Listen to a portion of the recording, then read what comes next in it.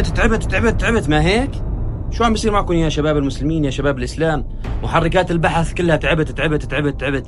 الفيديوهات وين ما بقلب تطلع لي فيديوهات تعبت. ليش هيك عم بيصير يا شباب؟ اتقوا الله يا شباب المسلمين. بكل فيديو تعبت وفي مشاهد يعني لا تليق فينا كمسلمون. اتقوا الله يا اخوان.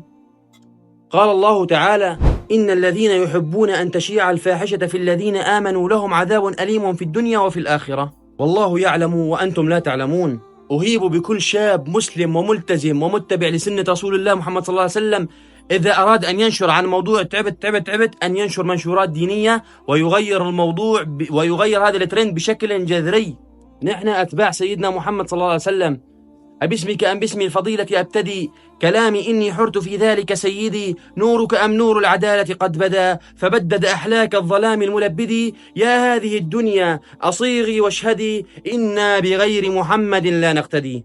اللهم صل على سيدنا محمد. فأهيب بكل شاب مسلم إذا أراد أن ينشر عن هذا الترند تعبت أن يضع منشورات دينية مشان نغير الموضوع بشكل كامل. بارك الله فيكم. كان معكم أخوكم في الله محمد أبو الشيخ.